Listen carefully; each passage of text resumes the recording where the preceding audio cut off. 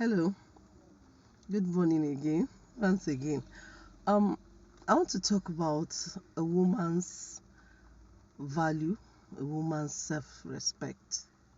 This morning, I want to talk to every woman out there, young ladies, married women. Please just lend me your ears for some few minutes. Then I also want to talk to mothers. Why? Well, if you look around now, you see that we have a lot of women who are just searching for partners, searching to get married, but they have nothing doing. They're eating the bread of idleness. And you see, idleness can never help you as a woman. If you do not have something doing, you lose your value, you lose your independence. Yes, when I say independence, some people wonder, can I be independent in a marriage? Of course. Talking about the independence of being able to bring something to the table, of being able to be a true partner and helpmate. If you are doing nothing right now and you get married to someone who is struggling to put food on the table, take care of the children, take care of all other, expenses of the household, it gets to a time that it becomes like a big burden, most especially with what is going on in our society right now, with what is the financial situation in the country. Definitely the adage that says two heads are better than one, we need to work here. So let me address you, woman. Yes, you, talking to you. What have you added to yourself that can increase your value? What have you added? What knowledge have you gained since January? We're right now in September, almost running out, going to October. What knowledge, what skills have you acquired that can help you bring an extra, maybe something extra funds or sources to the home? I don't know about you. You might say, oh, but I'm a full-time housewife. Well, if your husband says don't work, I know no man can be really against another woman doing something. Even there in your house, you can do things.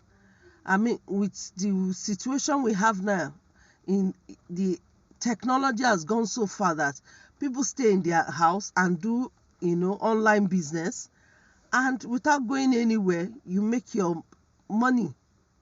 Of course, one has to be wise in doing all these things because you must find out much about what kind of business you're going to. You must also have a mentor there so that you don't fall into hands of scoundrels, of fraudsters, and scams. Secondly, I want to talk about how do we raise our girl child. Lots of tradition and culture makes it concentrate more on how a woman has to be able to take care of her husband, cook well, meet the needs of her husband. And when I say meet the needs, both in terms of, meeting your husband's needs sexually and otherwise. But they fail to take care of another fundamental part. Maybe some 60 years back, 50 years back, even 40 years back, that was sufficient. But for now, the Nigeria of today, I have news for you, and that is, it's not sufficient. You also need to bring up your girl child to have a means of extra income. Why? Because even education being necessary, very necessary, yes, it has failed in this economic situation to be able to make us get already made jobs there. So you see lots of women graduate and then there's no job. What do? The next thing is they're looking for a comfortable man to get married to and be with. But remember one thing, that man, you met him already made. Hence, you have to adhere to whatsoever he says. And he has a right to do whatever he wants to do with his wealth. And then sometimes even your value here is not high, because every little thing you get statements like, you know, I was already made before you came, and what are you even bringing to the table? So the most important point I want to bring out today is that a woman needs to add value to herself. Mothers should make sure they begin to make their girl child add value to their self. In what way? When your children come back home, try to put them to learn one skill or the other during the holiday. It adds up to them. I can tell you, when I was in university, there was this lady who could plait very well. And oh, with the money she was plaiting, she not only finished her education, she was able to help her siblings. As in, before she finished university, she was doing so well, just by having what? One good skill. So what I want to say is that any woman today who has nothing to add up to whatsoever educational qualification she has had, or let's even assume fate did not treat you well, you did not get educated, but definitely skills. I watched a BBC Pidgin English documentary where a woman, out of her husband losing the job and nothing else, decided to start driving a bus. And she talked about how it was not easy at first, how difficult it was, but at the end of the day, she's doing so well. She has helped in building a house. She even said if given a job worth 200,000 to 300,000, she will not collect it, because she's making so much and having peace in this job she is doing. That was the skill she learned, driving, and it helped her. I'm not saying that every woman has to drive. I just giving that example. In closing, I just want to say this.